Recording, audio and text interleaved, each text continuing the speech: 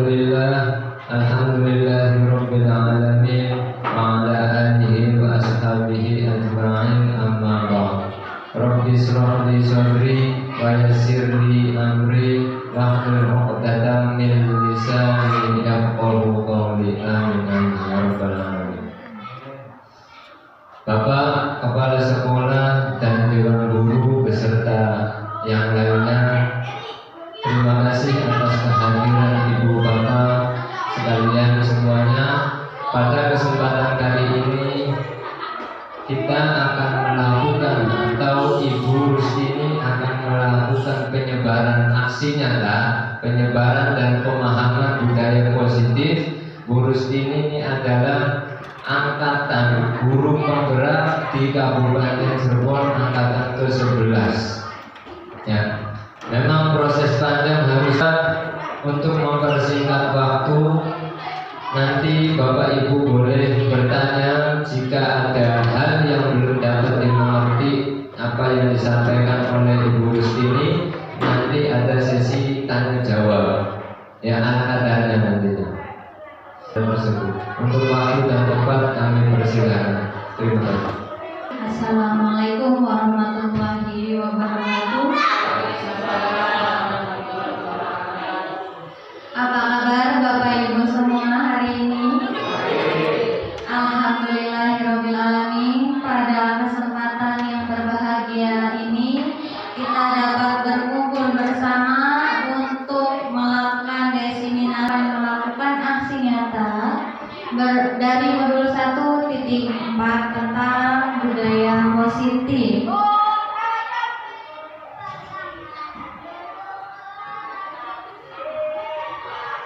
Nah, sebelum kita lanjut ke materi, nanti ada yel-yel atau pembuka, ya. Kalau misalkan saya berbicara semangat pagi, Bapak Ibu bilang pagi, pagi, pagi, ya. Walaupun bisa dimulai, ya. Semangat pagi, pagi, pagi, pagi. Semangat pagi, pagi, pagi, pagi. Semangat pagi, pagi, pagi, pagi. Apa kabar Bapak Ibu guru semua? Alhamdulillah, luar biasa, sehat selalu. Yes, yes. Terima kasih, tepuk tangan untuk kita semua. Kembali ke filosofi pendidikan Ki Hajar Dewantara, ya. Kemarin kita sudah menyinggung bahwasanya pendidikan itu harus mengikuti perkembangan zaman dan perkembangan kodrat alam, ya. Dimana kita di sini itu mendidik anak-anak yang sudah memasuki generasi Gen Alpha, bukan Gen Z lagi, ya Pak, ya. Dimana anak-anak tersebut sudah lebih canggih daripada ibu bapak gurunya tentang teknologi. Sebelum diajarkan mungkin anak-anak sudah tahu dari media sosial tentang teknologi. Apa itu filosofi Ki Hajar Dewantara? Filosofi pendidikan Ki Hajar Dewantara, sekolah itu diibaratkan ladang untuk bercocok tanam, ya. Sedangkan murid itu seperti bibit atau benih, dan bapak ibu gurunya itu seperti petani. Jadi bagaimana jika muridnya itu benih, sekolahnya seperti ladang, kemudian ibu bapak gurunya petani? Kalau petani tugasnya untuk apa, ya? Jemput hama katanya. Apalagi selain jemput hama, kira-kira bapak ibu petani apa aja pekerjaannya di ladang? Apa tuh? Memetik hasil, mengurusi tanaman. Yang lain apa? Mencari pupuk. Apalagi?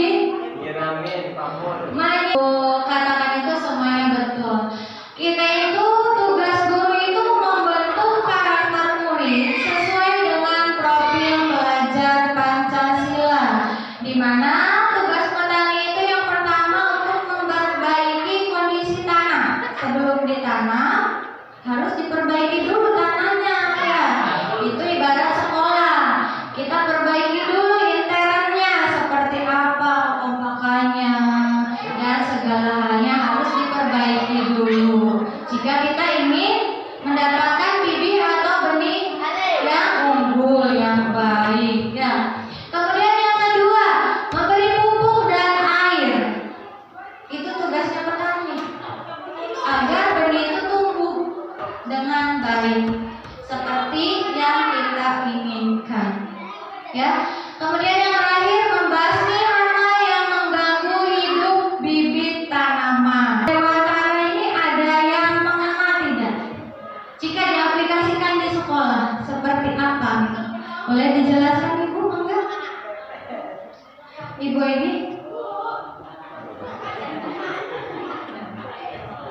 Boleh dijelaskan? Kira-kira jika kita aplikasikan atau implementasikan ke sekolah, Bapak ngomong aja, ini mic-nya gagal fokus. Ayo ngomong aja. Seperti apa jika kita mengimplementasikannya filosofi pendidikan Ki Hajar Dewantara terhadap sekolah? Sekolah sebagai ladang.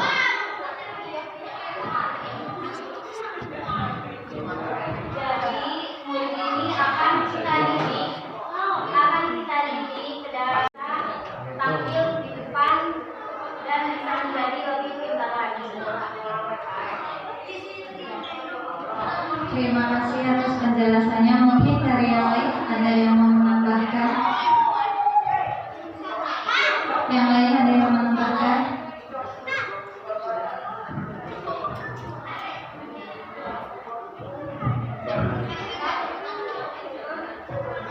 Ketika kita berbicara masalah filosofi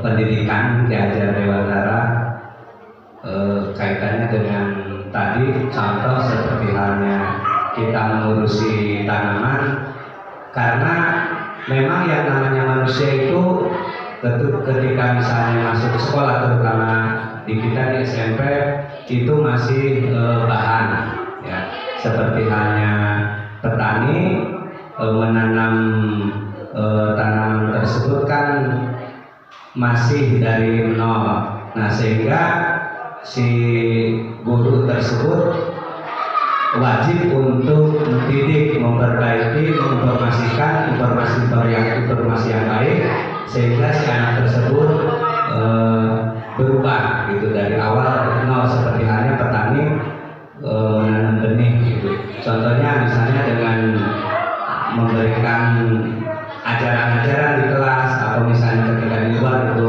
ada informasi-informasi atau ada anak yang kelakuan tidak bagus, oleh guru-guru ya dikasih tahu, terus dikasih informasi supaya anak tersebut lebih baik. Itu aja mungkin barangkali. Terima kasih untuk Bapak-bapak sekolah sudah menambahkan, ya. Memang betul kita itu selayaknya seorang petani, ya, yang ingin memperbaiki bibit atau benih itu dengan cara yang pertama itu memperbaiki dulu intern dari sekolah bagaimana, ya. Kemudian yang kedua itu Bapak Ibu guru itu harus memberi pupuk dan air. Memberi pupuk dan air itu diibaratkan seorang petani dan seorang guru itu memberikan ilmu, ya, kepada anak-anak murid kita. Ilmunya itu tidak hanya ilmu pelajarannya, ilmu tentang kehidupan di masyarakat, bagaimana cara bersosial, itu juga merupakan ilmu dan pegangan untuk mereka hidup nanti di masyarakat, ya. Kemudian membasmi hama di sini biasanya kalau di sekolah-sekolah itu ada saja anak-anak yang perilakunya kurang berkenan di hati ibu bapak guru. Nah, itu diibaratkan sebagai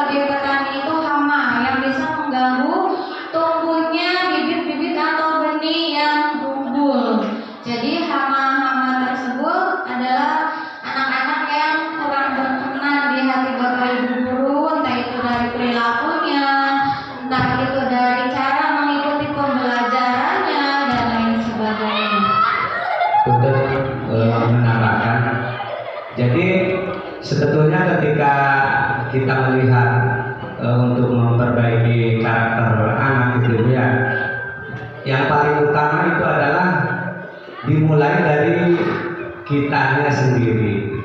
Seperti halnya para petani mau menanam tanaman, itu si petani tersebut seperti halnya kita punya orang tua di sini punya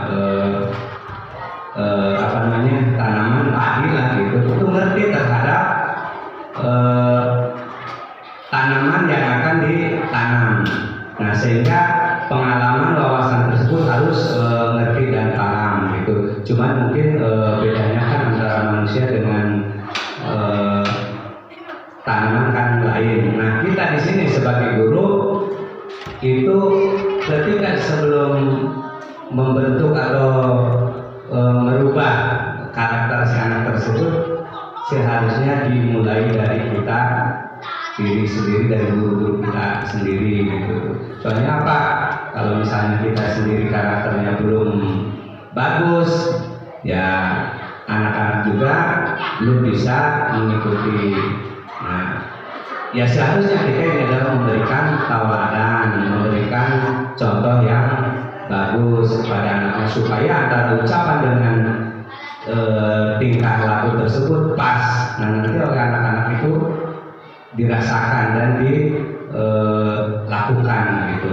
Kadang-kadang kita kan ya banyak lah yang namanya seorang guru itu memberikan arahan, memberikan pelajaran kepada anak si guru tersebut, dan saya juga pernah melakukan tersebut. Saya juga tidak melakukan, sehingga si anak tersebut tidak menuruti, malah di belakang ngomong pandiknya aja begitu. Nah, jadi ketika misalnya kita membentuk karakter si anak tersebut, ya sebaiknya seharusnya itu dimulai dari kita diri sendiri sebagai guru. Terima kasih atas penambahannya ya. Mungkin lanjut ke slide berikutnya. Keterkaitan profil pelajar Pancasila dengan budaya positif. Yang pertama, karakter murid. Karakter murid itu ditunjukkan dengan pelajar Pancasila, di mana ada 6 ciri karakter profil pelajar Pancasila. Mungkin Bapak Ibu guru sudah hafal ya, ke-6 ciri-ciri profil pelajar Pancasila juga, dan kemarin kita sudah menyanyikannya juga. Yang pertama, apa yang Bapak guru? Beriman dan bertakwa kepada Tuhan yang Maha Esa ya. Kemudian yang kedua, berkebinekaan global. Yang ketiga, mandiri. Yang keempat, gotong royong.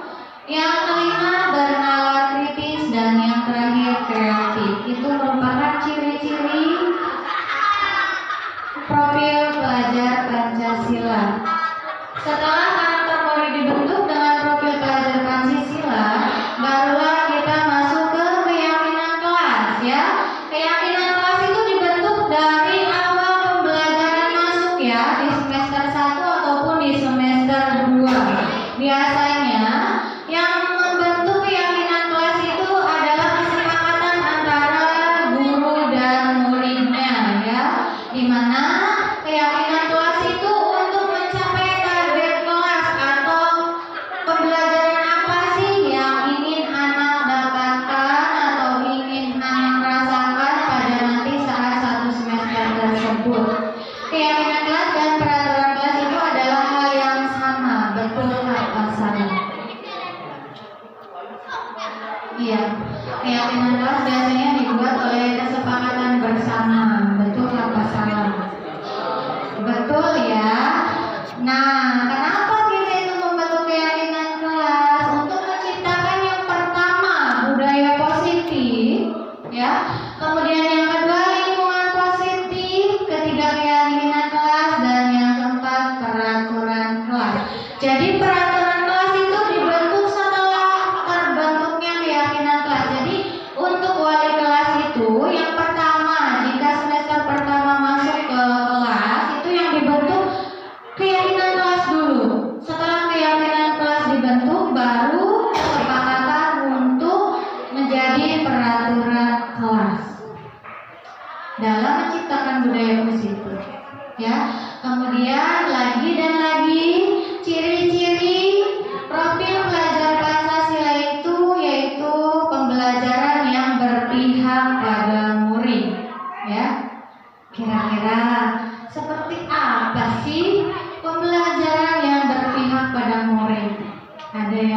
jelaskan? Kira-kira seperti apa? Kecewa?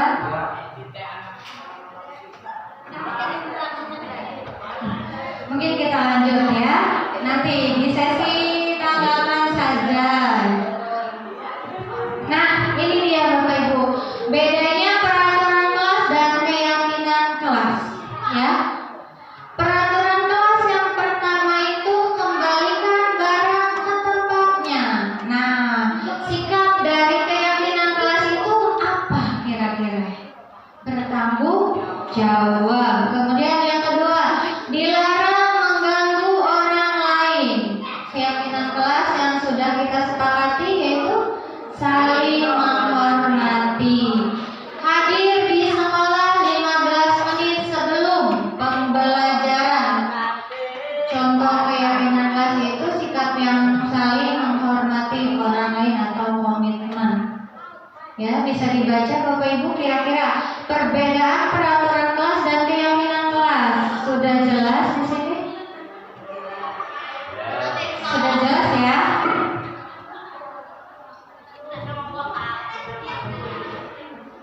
Nah ini, sebelum kita membentuk keyakinan kelas, nah apa nilai kebajikan atau keyakinan yang ingin diangkat dari peraturan-peraturan berikut?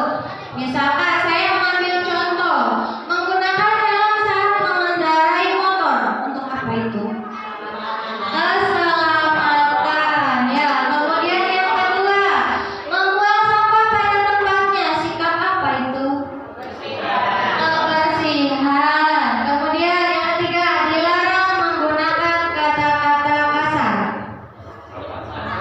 Sopan santun dan bisa menghargai orang lain juga bisa ya. Kita dilarang menggunakan kata-kata kasar di sekolah. Kenapa harus keyakinan kelas yang kita buat di sekolah? Karena keyakinan kelas itu merupakan sesuatu yang dapat diterapkan di kelas tersebut, dibuat oleh murid dan diyakini dapat dilakukan oleh murid di kelas tersebut, dari murid, oleh murid, dan untuk murid, ya.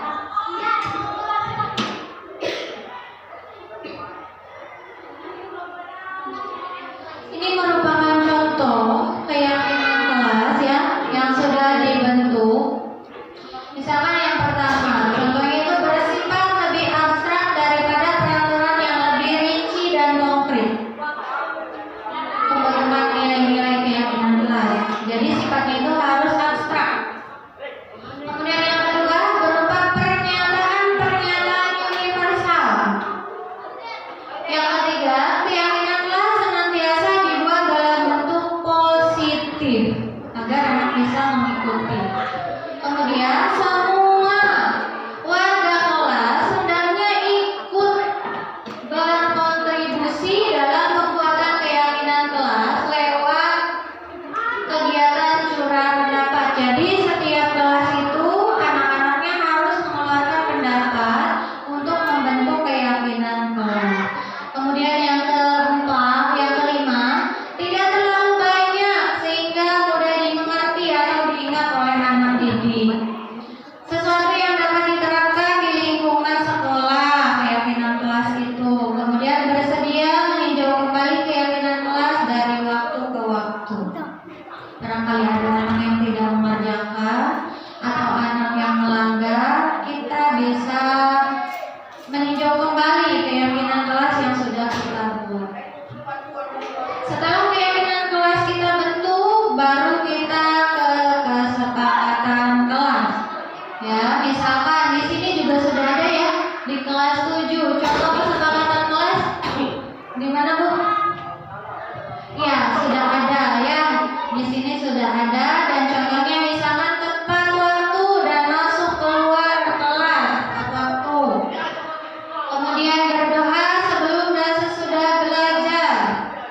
Menyimak penjelasan guru, bertanya jika tidak dimengerti, empati terhadap sesama, kemudian menjaga kebersihan. Contoh kesepakatan kelas yang sudah dibuat.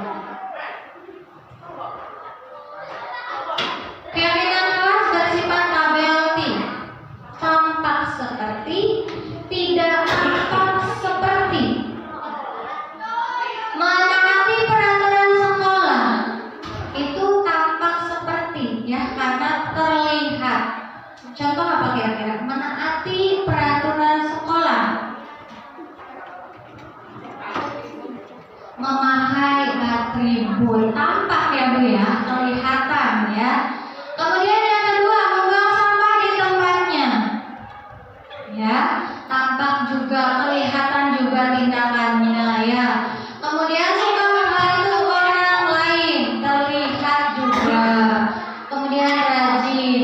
Nah, yang tidak tampaknya itu biasanya tidak terlihat, melanggar peraturan sekolah tadi, yang memakai atribut dan tidak memakai atribut, tidak tampak. Biasanya ada anak-anak yang tidak tampak terlihat melanggar ya, melanggar peraturan sekolah, membuang sampah sembarangan, membantu orang lain hanya jika dilihat. Berarti kalau tidak dilihat tidak membantu ya, ini dipuji gitu. Dibuat dengan menggunakan ability ya, terdengar, terlihat, berperilaku.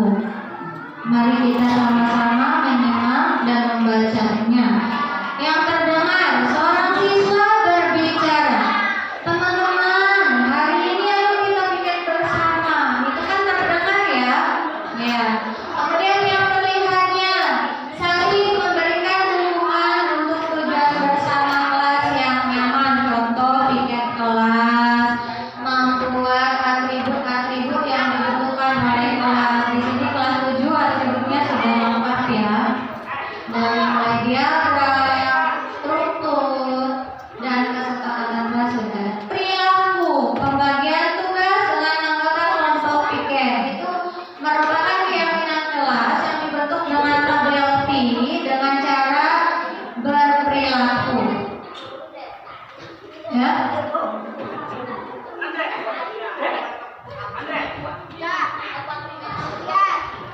Di sini ada tugas guru dan tugas murid. Tugas guru apa saja sih? Ibu bapak guru, tugas guru mengajar, selain mengajar, mendidik, apa lagi? Memberi nilai, apa lagi? Apa Pak? Iya, ngawasin ya, menjalankan keyakinan kelas itu merupakan contoh tugas guru. Tugas murid apa tugas murid? Belajar tentunya di sekolah ya. Kemudian apa lagi? Membaca, mencoba, menghasilkan. Tugas guru itu tanpa ibu bapak guru sadari ada lagi selain mengajar dan mendidik. Ya, apa itu? Mari kita lihat sama-sama tabel yang di bawah. Guru itu tugasnya bukan menyakiti atau disakiti. Ibu bapak guru sering disakiti? Sering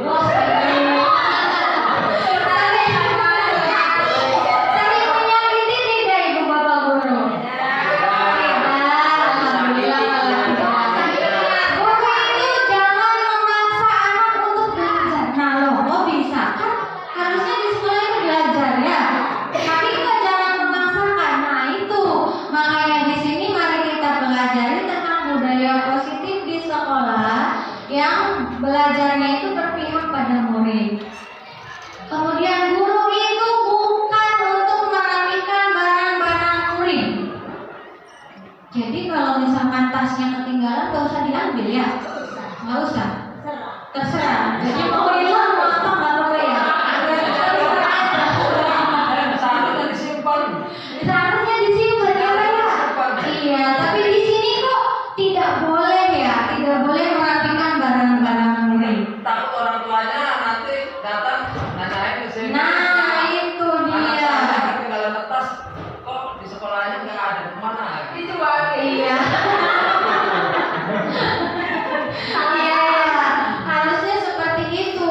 Tapi dalam apa modul budaya positif modul 1.4 bukan Pak, bukan seperti itu. Tapi Ya.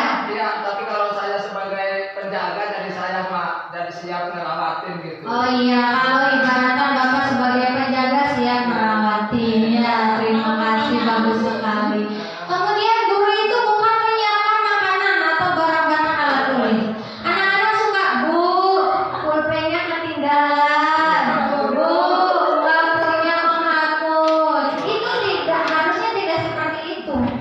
Ya, anak-anak siap belajar itu siap dengan segala halnya, yaitu buku tulisnya, buku pelajarannya, alat tulisnya, dan lain sebagainya. Guru itu hanya memfasilitasi saja, tapi di lapangan tidak seperti itu ya Bu ya. Kita sering meminjamkan pulpen kepada anak didik kita, terus tidak dikembalikan lagi, tidak apa-apa. Ya. Iya. Tugas guru juga bukan untuk mengeluh. Guru suka mengeluh nggak? Ibu bapak guru kalau capek, kalau ada masalah di sekolah suka mengeluh tidak? Mengeluh ya. Ada makanan yang enak mengeluh. Mengeluh kalau di rumah ada makanan yang enak ya. Guru itu tidak merusak barang pribadi guru. Kira-kira apa? Iya, guru itu tidak boleh menugaskan guru lain lagi. Tidak boleh mengerjain guru maksudnya ya. Memutuskan untuk teman kamu itu bukan mencerminkan sikap dari seorang guru ya.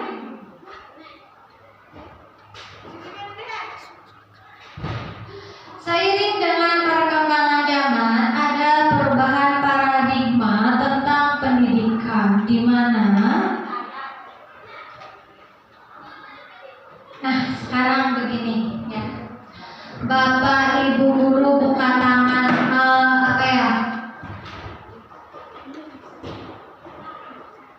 begini. Ibu bapak guru kan duduknya bersebelahan ya. Ya. Coba salah satunya itu tangan ibu bapak guru itu mengepal, ya, mengepal, menyimpan sesuatu yang sangat berharga di dalam tangan itu, ya, mengepal tangannya. Coba tangannya dikepal bapak ibu guru, menyimpan barang. Itu memberi penghargaan atau meningkatkan motivasi belajar anak, akan dapat meningkatkan motivasi belajar anak. Iya ya, tadi udah ya. Membuat anak merasa bersalah, memberi dampak lebih ringan dibanding menghukum. Seperti ini, kalau membuat anak merasa bersalah, apakah kamu tidak kasihan sama ibu? Ibu kan udah ngajar kalian, tapi kok kaliannya masih seperti ini. Itu merupakan contoh kalimat membuat anak merasa bersalah. Ya, ya lebih ringan ya dibandingkan menghukum. Karena kalau menghukum sifatnya itu hanya sementara kalau menurut saya.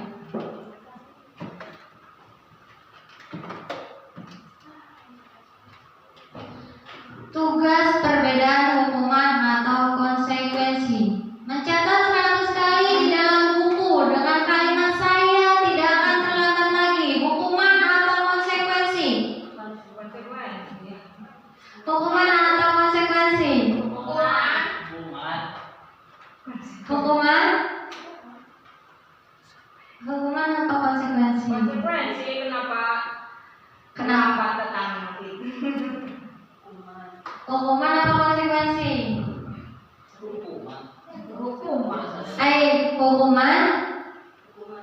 Hukuman ya. Hukuman Bapak Ibu. Kenapa hukuman? Karena kalau hukuman itu ada sesuatu hal yang membekas di anak-anak itu disuruh mencatat 100 kali.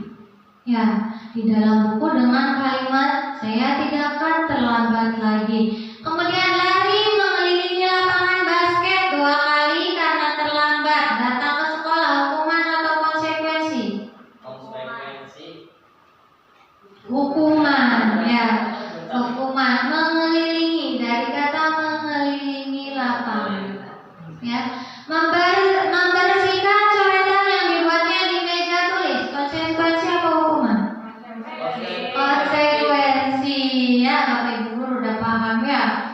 Diminta untuk push up 15 kali karena tidak menggunakan masker. Guru olahraga biasanya.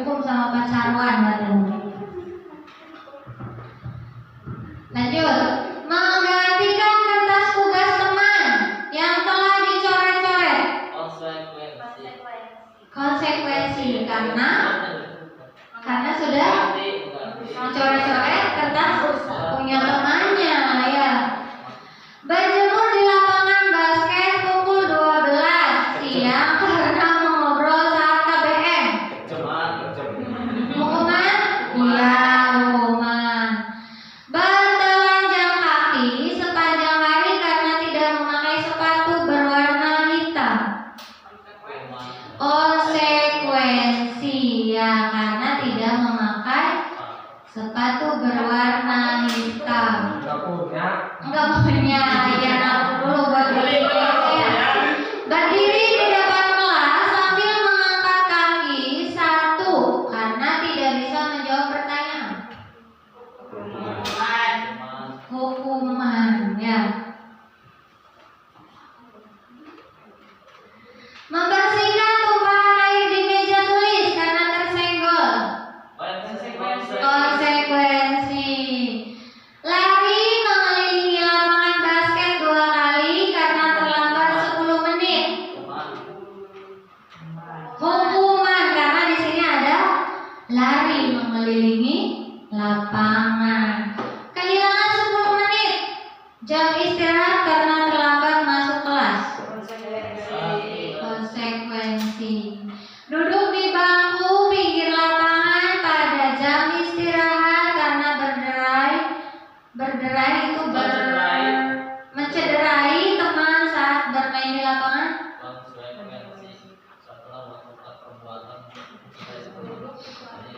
Duduk di bangku pinggir lapangan pada jam istirahat karena mencederai teman saat bermain di lapangan. Hukuman. Disuruh duduk di pinggir lapangan ya. Iya. Nah, ini perbedaannya Bapak Ibu, konsekuensi dan hukuman ya.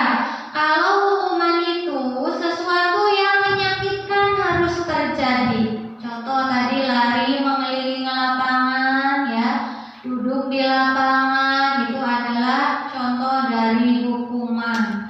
Konsekuensi, sesuatu harus terjadi karena dia sudah melakukan pelanggarannya.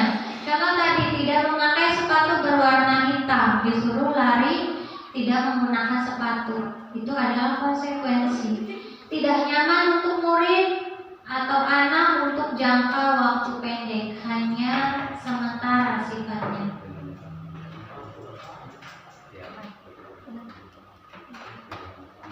Nah, di sini restitusi.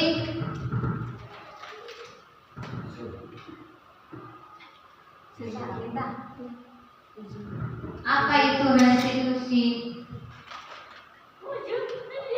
Restitusi adalah proses menciptakan kondisi bagi murid untuk memperbaiki kesalahan mereka sehingga mereka dapat kembali ke kelompok mereka dengan karakter yang lebih kuat. Itu menurut Gosen tahun 2004. Ya. Restitusi itu merupakan kolaborasi yang mengajarkan murid untuk mencari solusi atas masalah mereka sendiri, ya, untuk membantu mereka itu berpikir atas kesalahannya sendiri. Ingin menjadi orang seperti apa mereka itu, kemudian bagaimana mereka memperlakukan orang lain menurut Gosen tahun 2004.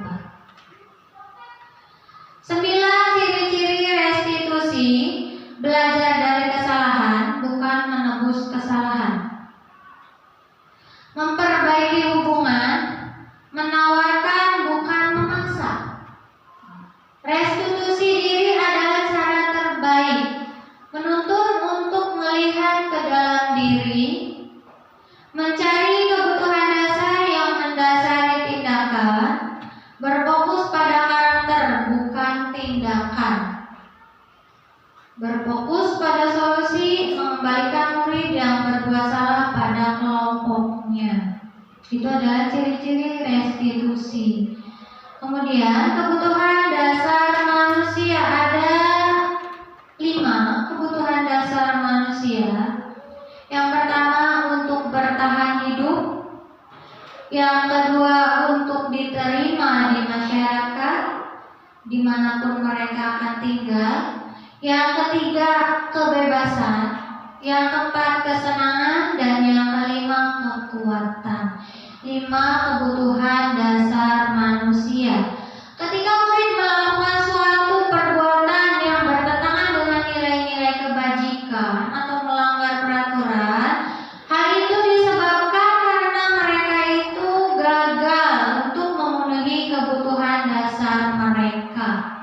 Jadi ada beberapa nilai yang mungkin mereka butuhkan belum terpenuhi, makanya mereka perhatian, misalkan anak di kelas ribut saja, itu tanpa disadari anak itu butuh perhatian dari gurunya.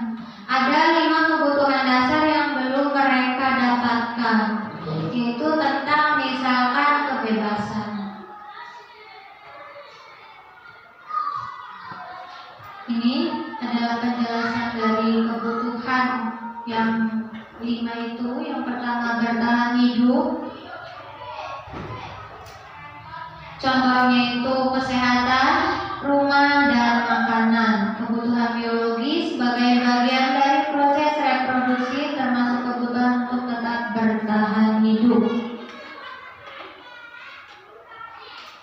Yang kedua, kebutuhan kasih sayang dan rasa diterima, meliputi kebutuhan akan hubungan dengan koneksi sosial, kebutuhan untuk memberi dan menerima kasih sayang. Yang ketiga, penguasaan. Ini berhubungan dengan kekuatan untuk mencapai sesuatu, menjadi kompeten, menjadi terampil, diakui atas prestasi dan keterampilan kita. Yang keempat, kebebasan. Kebebasan itu kebutuhan akan kemandirian, otonomi, memiliki pilihan, dan mampu mengendalikan arah hidup seseorang. Yang kelima, kesenangan. Kesenangan adalah kebutuhan untuk mencari kesenangan, bermain, dan tertawa. Bayangkan hidup tanpa kenikmatan apapun betapa menyedihkan. Contoh, Bapak Ibu sudah diambil nih kenikmatan atau kesenangannya, makan makanan yang yang bersantan sudah tidak bisa, itu kesenangannya sudah dicabut, sudah tidak ada ya. Jadi itu menyedihkan. Contoh kasus, kebutuhan dasar manusia.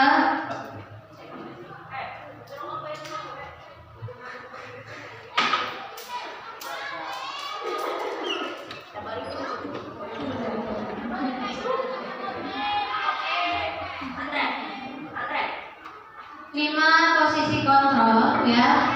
Yang pertama itu posisi penghukum.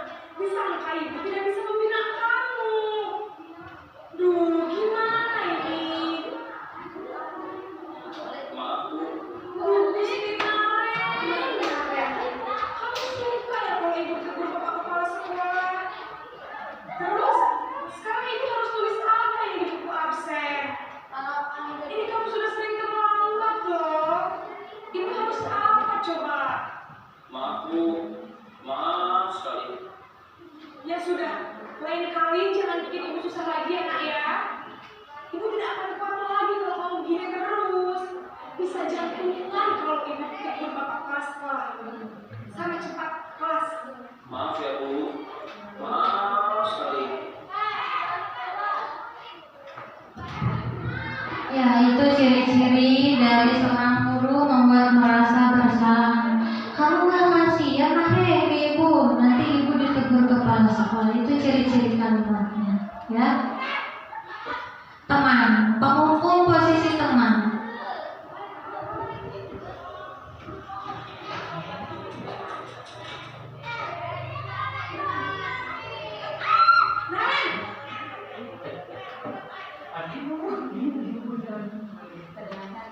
Ibu, Wah, sudah jam berapa ini nak?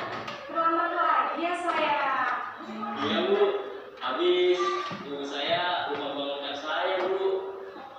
Kamu malah menyalahkan ibu kamu. Kamu bukannya anak yang paling kencang. Kok terlambat sih? Iya Bu, saya memang terlambat bangun tadi.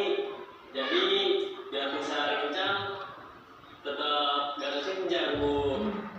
Ya sudah sana. Nanti lain kali larinya lebih kencang lagi ya. Biar gak terlambat lagi. Bikin senang ibu demi ibu. Bisa kan? Bisa lah Bu. Ya sudah sana masuk kelas. Ibu beresin urusan absen kamu. Kamu ini ada saja. Bisa dibedakan ya Bapak Ibu dari ketiga contoh posisi kontrol penghukum ya. Yang pertama hukuman itu suaranya sangat tinggi ya. Yang kedua tadi apa? Pembuat merasa bersalah, kamu tidak kasihan kepada ibu, itu ada kata-kata tersebut. Posisi teman tadi ada kata-kata sayang begitu ya, karena dilakukan karena posisi kontrolnya itu sebagai teman ya.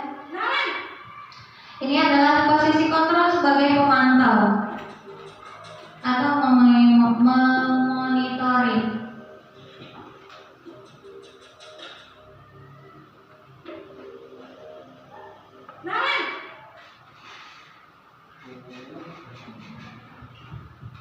Ibu, Nah, apa peraturan sekolah kita tentang jam berapa kita harus masuk sekolah, nak? kita harus di sekolah jam 7 Bu. Iya betul, sekarang sudah jam 7.20. Naren sudah tahu konsekuensinya jika terlambat hadir. Paham Bu, saya harus tinggal kelas pas jam istirahat selama 20 menit. Iya benar, konsekuensinya demikian. Jadi nanti jam 9.30 pas istirahat, kamu harus tinggal di kelas, kerjakan tugas tambahan untuk ketertinggalan kamu, ya? Baik Bu. Ini sebagai pemantau ya, ada satu lagi. Sebagai manajer.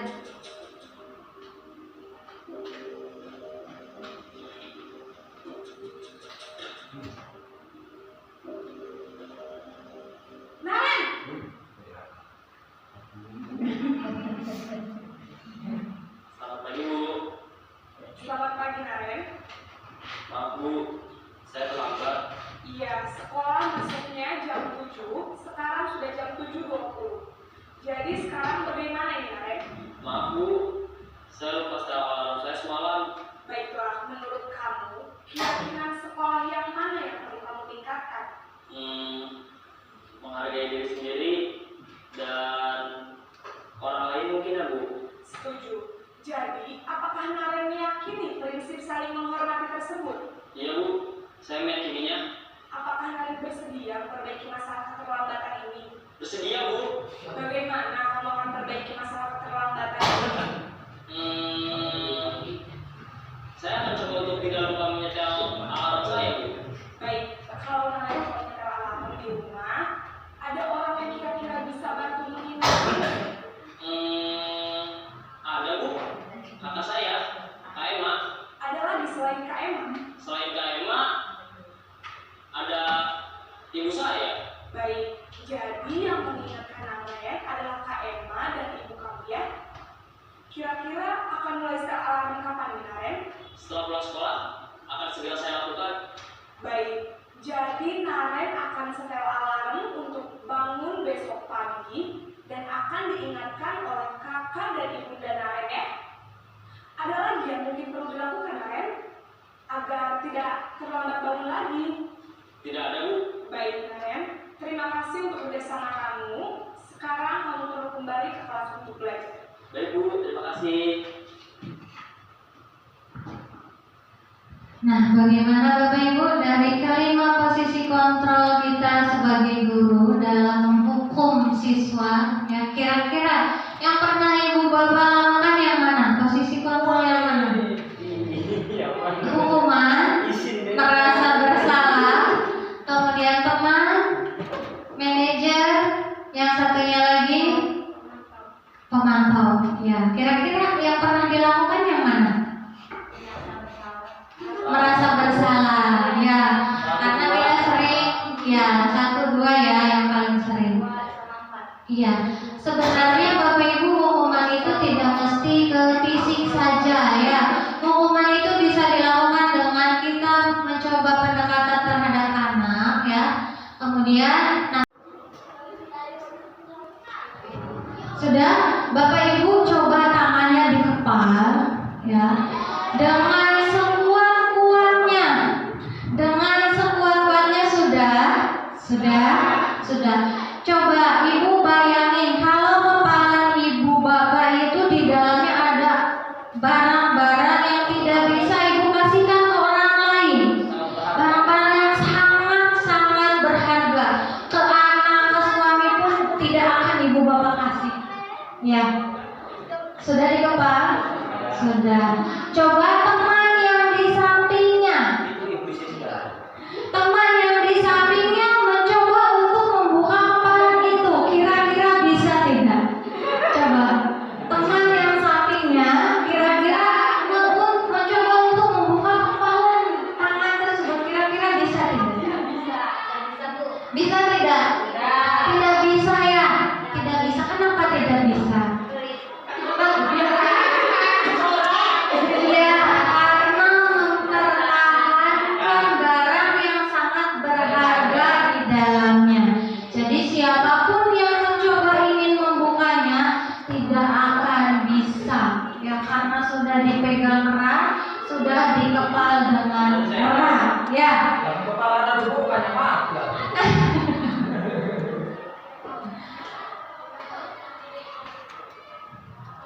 Nah, pertanyaannya tadi, apakah rekan Anda berhasil membuka kepala tangan Anda? Tidak. Kenapa alasannya? Alasannya ya itu sih susah. Susah ya, karena mempertahankan kepala sendiri ya, karena di dalamnya ada barang yang sangat berharga ya. Kemudian pertanyaan yang kedua, apakah Anda berhasil mempertahankan kepala tangan Anda? Berhasil ya, karena tadi tidak bisa dibuka oleh teman ya. Kemudian yang terakhir, dalam hal ini sesungguhnya siapakah yang memegang kendali untuk membuka atau menutup kepala tangan Anda? Diri sendiri ya, yang memegang kendali itu tentunya diri sendiri untuk membuka dan menutup kepala tangan diri sendiri ya. Ini merupakan miskonsepsi tentang makna kontrol menurut Dr. William Glasser, kontrol teori, di mana guru itu ilusinya harus mengontrol murid. Pada dasarnya, kita itu tidak dapat memaksa murid untuk berbuat sesuatu jikalau murid tersebut memilih untuk tidak melakukannya. Kira-kira apa? Yang murid itu enggan banget melakukannya jika di sekolah. Guru matematika apa? Menghitung ya. Menurut teori Dr. William itu tidak boleh kita memaksa anak untuk menghitung. Terus ngapain aja di kelasnya ya? Nah, nanti kita bahas di slide selanjutnya. Kemudian ilusi bahwa semua penguatan positif itu efektif dan bermanfaat. Bentuk-bentuk kontrol itu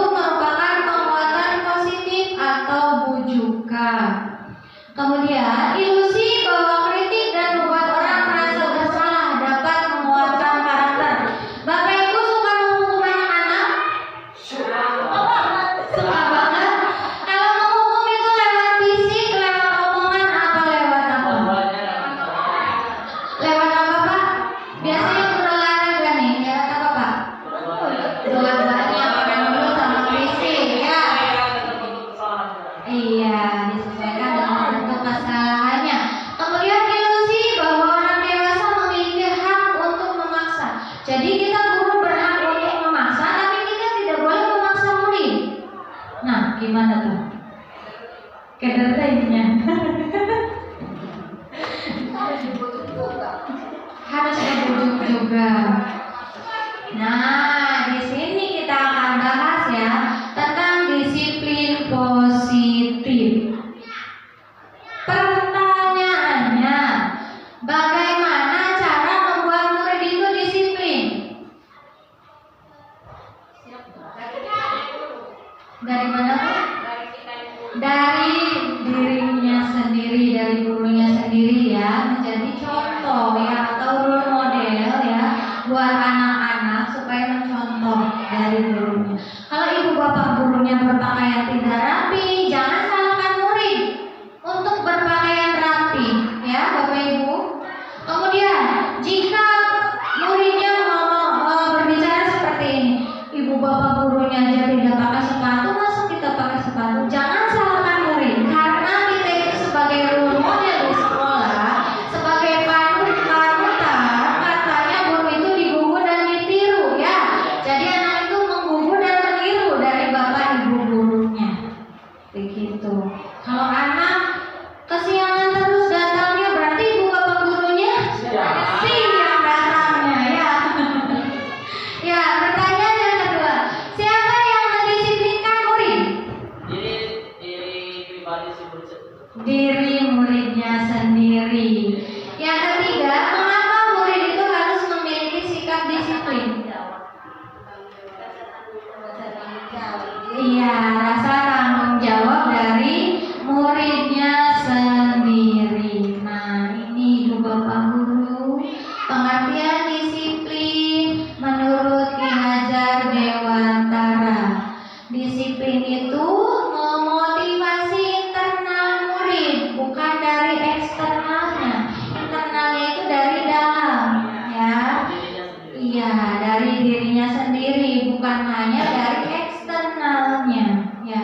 Kemudian tujuannya itu untuk apa? Murid itu akan lebih tergerak dan bersemangat untuk menjalankan keyakinan kelas atau peraturan-peraturan yang sudah kita buat. Kalau dirinya sendiri sudah tergerak, pasti akan melakukannya itu istiqomah setiap hari ya, tanpa harus disuruh. Begitu Bapak Ibu. Nah, kemudian tata tertib itu jika tidak dilaksanakan biasanya mendapat sanksi atau hukuman. Sanksi hukuman itu berbeda. Ya. Biasanya guru olahraga, sanksi itu apa, Pak?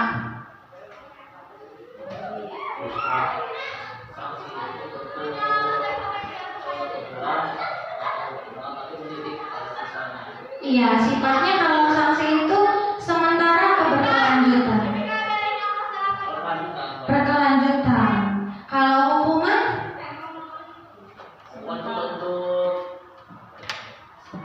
Langsung juga, cuman hanya terbatas pada waktu tersebut. Iya, berarti waktunya hanya sementara ya, tidak berkelanjutan. Nah, ini filosofi pendidikan Ki Hajar Dewantara itu merdeka belajar. Merdeka itu menurut Ki Hajar Dewantara artinya tidak hanya terlepas dari perintah, akan tetapi juga cakap dalam memerintah diri sendiri. Jadi kita tidak hanya memerintah, hei anak bersihin tuh sampah. Jadi cakap buat memerintah diri sendiri. Oh, di sini ada sampah, saya ambillah tanpa harus disuruh. Itu merdeka menurut Ki Hajar Dewantara.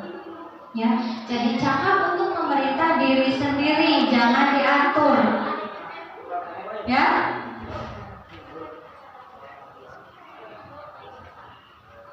Yang ketiga, motivasi perilaku manusia. Menurut Dian Gosen, Instruction School Discipline Books. Disiplin untuk menghindari ketidaknyamanan atau hukuman. Anak-anak menghindari pastinya yang namanya hukuman, ya. Tentunya mereka akan disiplin. Apa yang akan terjadi apabila saya tidak melakukannya? Otomatis didapat hukuman atau sanksi ya. Maka mereka itu akan melakukan sikap disiplin. Kemudian yang kedua, disiplin itu untuk mendapatkan imbalan atau reward. Misalkan begini, so anak-anak berangkat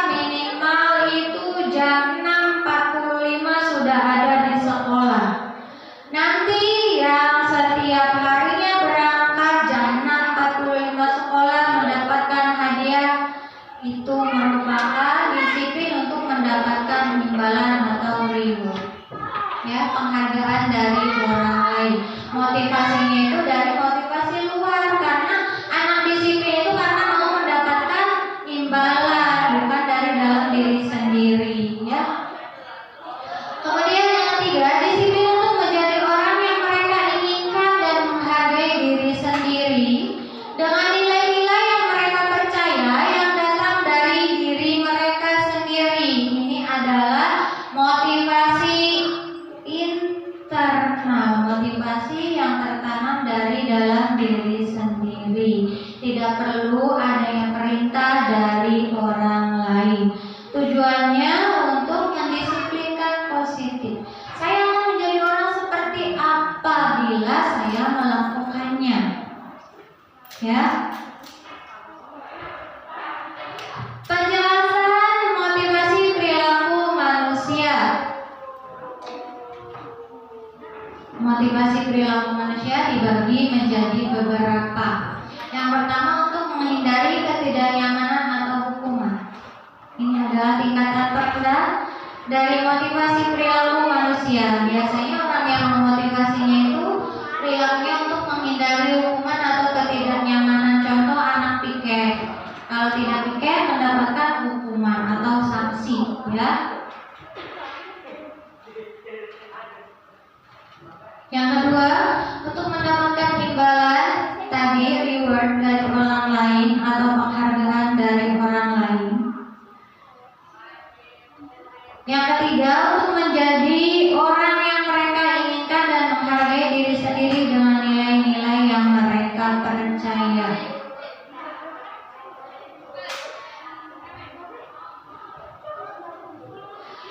Menurut Alipon, dihukum oleh penghargaan. Maksudnya apa ya? Maksudnya bahwa penghargaan itu berlaku sama dengan hukuman, dalam artian meminta atau membujuk seseorang untuk melakukan sesuatu, memenuhi sesuatu agar tujuannya itu dapat tercapai. Dorongannya itu dorongan eksternal, berarti faktornya itu faktor dari luar, ya.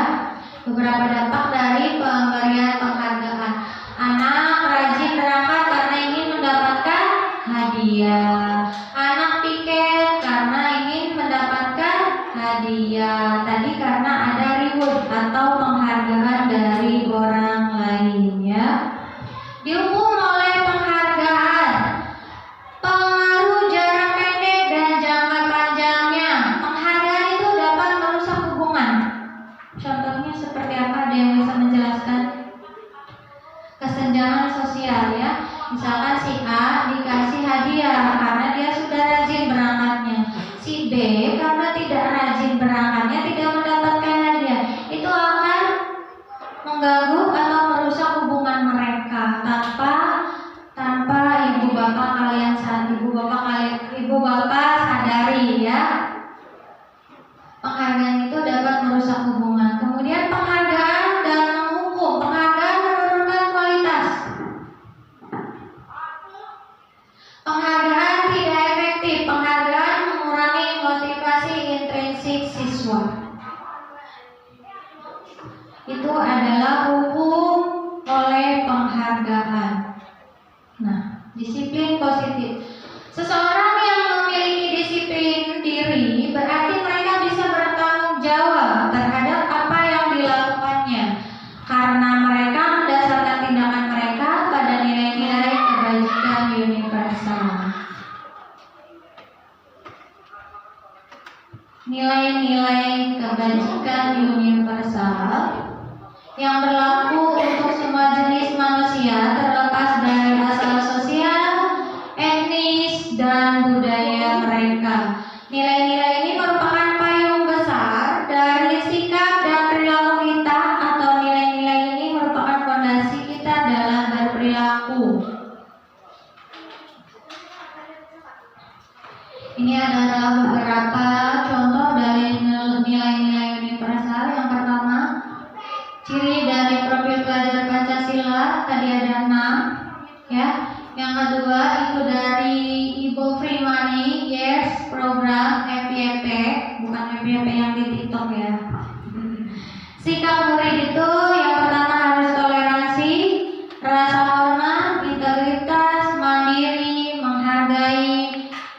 antusias, empati, keingintahuan yang tinggi, kemudian kreativitas, kerjasama, percaya diri, dan komitmen. Itu adalah nilai-nilai universal yang perlu dimiliki oleh setiap murid. Ya. 39 karakter. Yang pertama cinta Tuhan, kemandirian, kejujuran, hormat dan santun, dermawan, percaya diri, kepemimpinan, baik dan rendah hati, toleransi dan kedamaian, kesatuan. Yang keempat, petunjuk seumur hidup dan keterampilan hidup yang perlu dimiliki oleh setiap manusia dapat dipercaya. Kemudian lurus hati, pendengar yang aktif, tidak merendahkan orang lain, memberikan yang terbaik dari diri. Petunjuk hidup, peduli, penalaran, bekerja sama, keberanian, tanggung jawab, persahabatan. Nilai-nilai universal yang kelima, empati, suara hati, kontrol diri, rasa hormat. Dan bisa Bapak Ibu baca di slide, ada gotong royong, tentang rasa, ya, rajin. Itu adalah nilai-nilai universal bagi setiap manusia.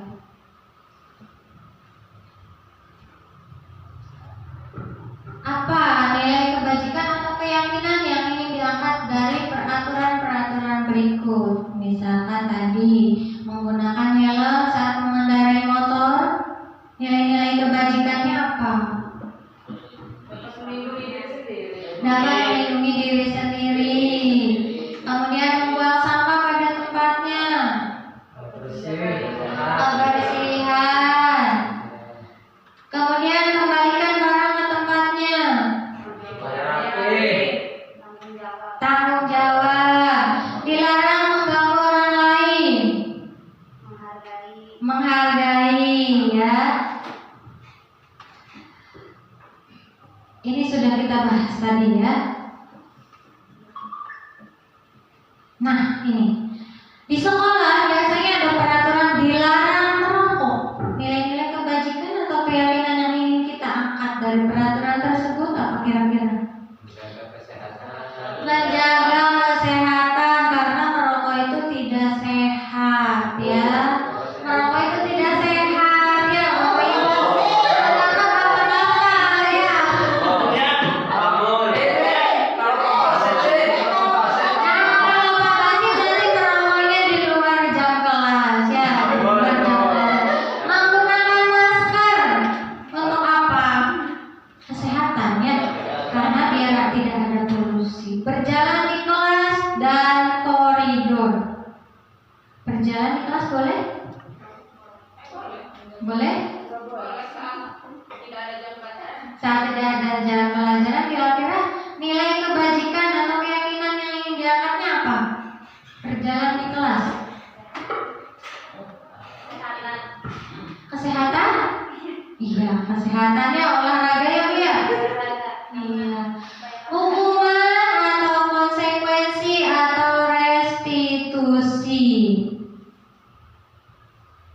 Pertanyaannya, saya tanya dulu, ya, Bapak Ibu.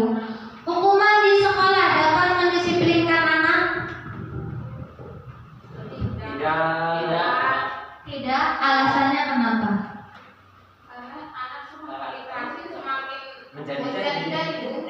Ya, karena anak semakin dikasih hukuman semakin, iya. Tapi kalau nggak ada hukuman tambah lunjak. No, kalau nggak ada hukuman tambah melunjak, Pak, gimana jadinya ini? Jadinya jangan terlalu keras, jangan. Iya, Jangan. iya, jadi sedang-sedang saja, ya. Tapi kalau melanggar, jangan hukum, saya dihukum harus. Iya, ya, Pak, ya. Pelajaran. Harus ada hukuman. Iya, hukuman di sekolah itu dapat mendisiplinkan anak. Menurut saya, iya. Tapi sifatnya itu hanya sementara. Iya. Sifatnya hanya sementara.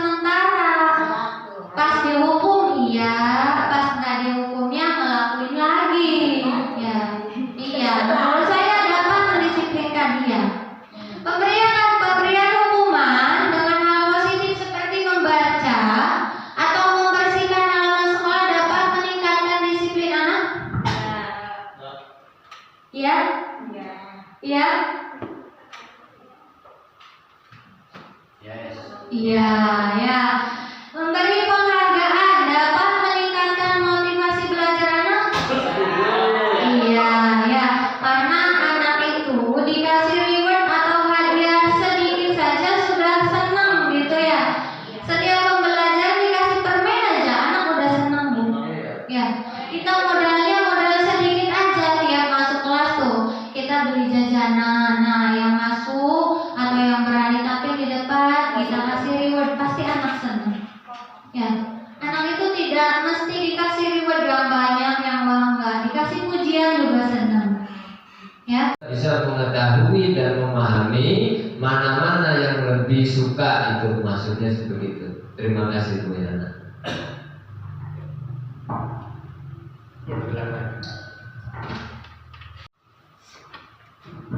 Ya, terima kasih disampaikan kepada Bapak Ibu guru yang sudah menambahkan atau menanggapi pertanyaan-pertanyaan yang disampaikan. Ya, mungkin untuk aksi nyata hari ini dicukupkan sekian ya. Terima kasih untuk kehadirannya, bersedia datang dan menyempatkan waktu.